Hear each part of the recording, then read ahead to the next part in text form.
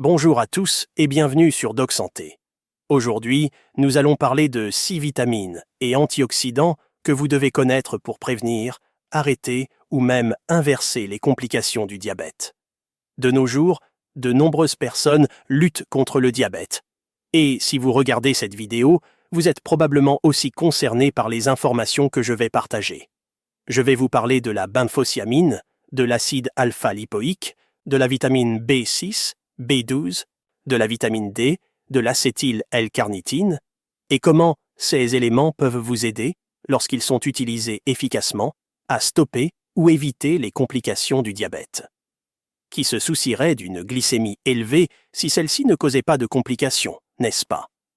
L'objectif de maintenir la glycémie à un niveau normal ou proche du normal est de prévenir des complications telles que la neuropathie, maladie des nerfs, les maladies oculaires, les maladies rénales, les maladies cardiaques, etc.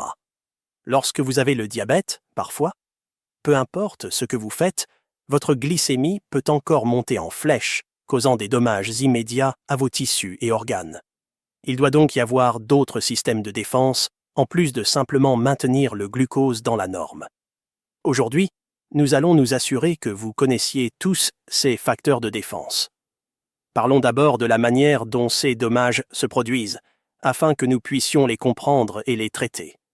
Les aliments, principalement les glucides, se transforment tous en glucose chez une personne en bonne santé. Ensuite, ils sont absorbés dans le sang, et le pancréas produit l'hormone insuline. L'insuline aide le glucose à pénétrer dans les cellules, se transformant en énergie utilisée et stockée.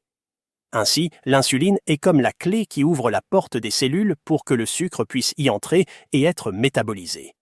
Chez les personnes prédiabétiques et diabétiques, les cellules résistent à l'insuline, créant une intolérance au glucose. Les cellules bêta, qui sont des cellules spécialisées du pancréas, répondent en produisant de l'insuline supplémentaire. Lorsque cela se produit, la résistance à l'insuline fait que les cellules bêta s'épuisent complètement avec le temps, entraînant une glycémie élevée, ce que nous appelons le diabète. Vous vous retrouvez alors avec de nombreuses prescriptions d'insuline ou d'autres médicaments pour contrôler le diabète. Malgré ces obstacles, la plupart des cellules restent relativement normales, maintenant leur concentration interne de glucose. Cependant, certaines cellules, notamment les cellules endothéliales qui tapissent l'intérieur des artères et des capillaires, sont moins autorégulatrices. Elles tendent à accumuler de grandes quantités de glucose interne qu'elles ne peuvent pas digérer correctement. Cela conduit à l'accumulation de produits intermédiaires de dégradation du glucose, activant des voies métaboliques liées à l'apparition des complications du diabète. Les cellules endothéliales sont comme l'asphalte sur la route. Si le soleil devient très chaud et fait fondre la route, rien ne bouge. Des pénuries de fournitures surviennent et tout le monde souffre. Votre corps n'est pas différent. Si les cellules qui tapissent vos artères, qui ressemblent à des autoroutes ou à des rues plus petites, ne fonctionnent pas ou sont endommagées, vos nerfs, vos reins et vos yeux, qui dépendent fortement de l'apport sanguin et des nutriments, souffriront le plus. Les intermédiaires dangereux de la dégradation du glucose causent des dommages, notamment dans les petites artères qui nourrissent les yeux, les reins et les extrémités. Un métabolisme du glucose défaillant peut entraîner la cécité de la rétine, des dommages irréparables aux reins menant à une insuffisance rénale et des maladies vasculaires et des douleurs nerveuses dans les extrémités, nécessitant parfois l'amputation. Heureusement, la benfotiamine, une forme liposoluble de la vitamine B1, s'est avérée aider à prévenir de nombreuses complications diabétiques. La benfotiamine est devenue un nutriment essentiel pour ceux qui cherchent à éviter les effets potentiellement fatals de l'hyperglycémie chronique. Elle est utilisée depuis des décennies en Europe comme médicament sur ordonnance pour ralentir la progression des dommages nerveux, rénaux, oculaires, etc., liés au diabète. La neuropathie diabétique, en particulier, altère le fonctionnement de la microvascularisation, minuscules vaisseaux sanguins, dans les extrémités et la capacité des nerfs à transmettre des messages au cerveau. Ces dommages pathologiques aux vaisseaux sanguins causent des engourdissements et des picotements douloureux dans les pieds, conduisant parfois à des douleurs et, dans le pire des cas, à l'amputation des membres inférieurs. La benphotiamine fonctionne en bloquant les voies biochimiques par lesquelles une glycémie élevée endommage les cellules à travers le corps. Elle est maintenant disponible en tant que complément alimentaire. Les effets multifacettes de la benphotiamine dans la prévention des complications diabétiques dangereuses en font un complément indispensable pour les personnes ayant des niveaux de sucre dans le sang élevés. Les médicaments actuels pour le diabète de type 2 visent à réduire l'excès de sucre dans le sang en augmentant la production d'insuline ou en améliorant l'efficacité de l'insuline. Malgré les plus de 80 médicaments antidiabétiques disponibles sur le marché, les personnes diabétiques font encore face à des complications. Beaucoup de personnes atteintes de neuropathie ou de maladies rénales peuvent même ne pas savoir qu'elles en souffrent parce que le traitement n'est pas complet ou holistique sans l'utilisation de systèmes de défense naturels tels que la benphotiamine ou l'acide alpha-lipoïque. Oui, la benphotiamine est l'un des traitements les plus efficaces, mais les moins utilisés pour prévenir les complications débilitantes du diabète. C'est une forme de vitamine B1 aidant à la conversion des graisses et des glucides en glucose, une forme d'énergie. La thiamine, la forme la plus courante de B1 dans les suppléments, est seulement soluble dans l'eau, tandis que la benphotiamine est liposoluble, lui permettant d'entrer beaucoup plus facilement dans les cellules et de mieux prévenir la dysfonction cellulaire liée au diabète. La biodisponibilité accrue de la benphotiamine la rend particulièrement efficace pour traiter le diabète et les dommages tissulaires et organiques liés à une glycémie élevée. Les traitements du diabète visant à augmenter la production d'insuline ou à améliorer la réponse des cellules à l'insuline ne fournissent pas une protection adéquate contre les nombreuses complications du diabète. Bien que les médicaments antidiabétiques aident à abaisser les niveaux anormalement élevés de glucose plasmatique, seule la benphotiamine et l'acide alpha-lipoïque peuvent réduire les niveaux de glucose intracellulaire et modifier la réponse biochimique de l'organisme à la dégradation toxique de l'excès de sucre.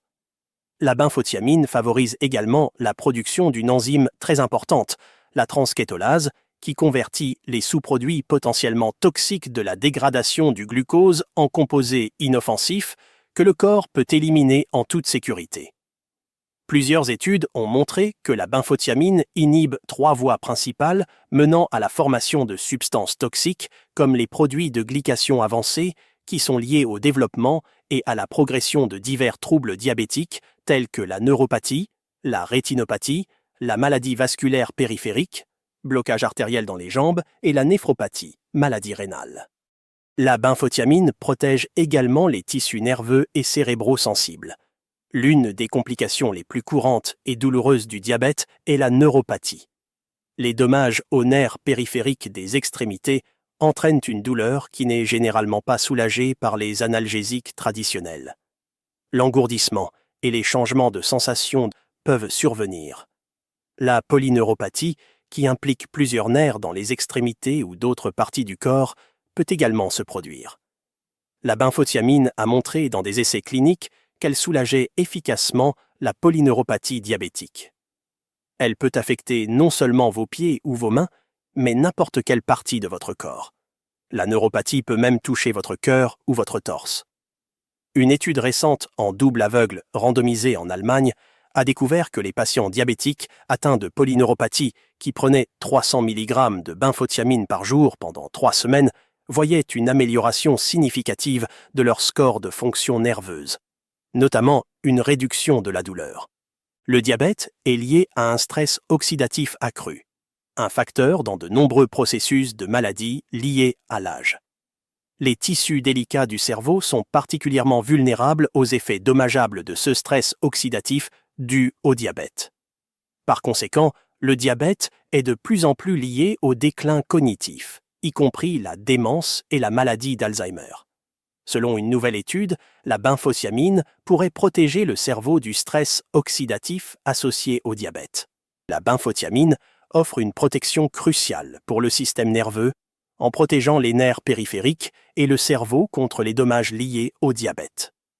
Il est impératif de parler à votre médecin avant de commencer à prendre cette vitamine. Les personnes qui manquent de B éprouvent souvent de nombreux effets secondaires au début, jusqu'à ce que le corps s'adapte à l'apport de cette vitamine. Demandez donc à votre médecin comment vous pourriez intégrer au mieux ce supplément dans votre régime et comment gérer au mieux les effets secondaires qui l'accompagnent au début.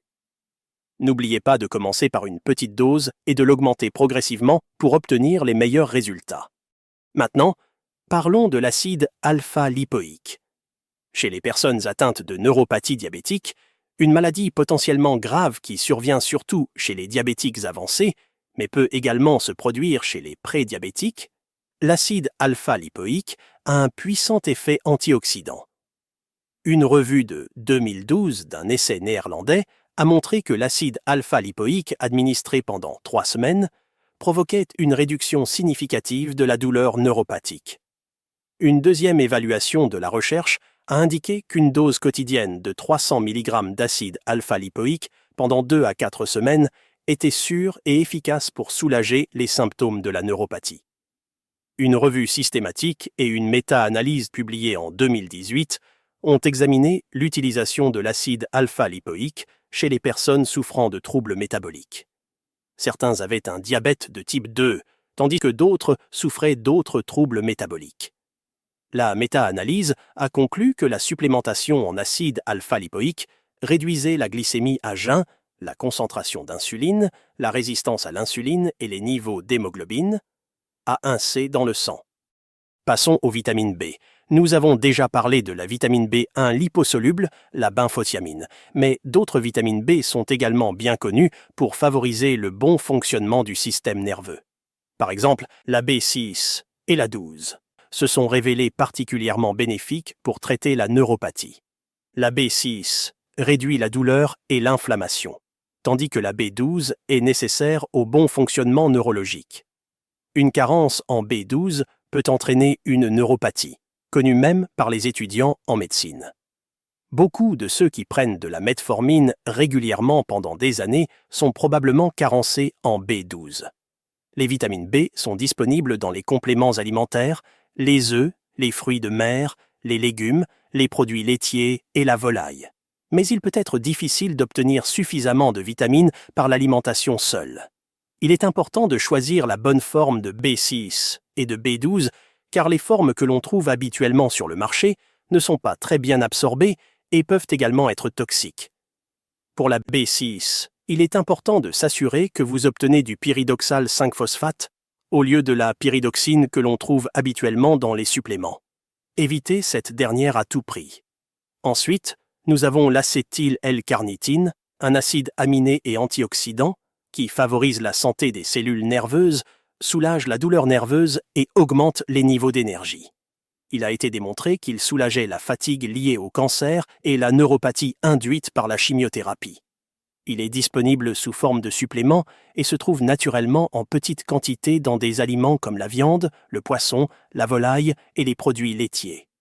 Enfin, parlons de la vitamine D. Des chercheurs ont étudié les effets de la substitution en vitamine D sur la douleur neuropathique dans un essai randomisé contrôlé par placebo chez des patients souffrant de neuropathie et de faibles niveaux de vitamine D.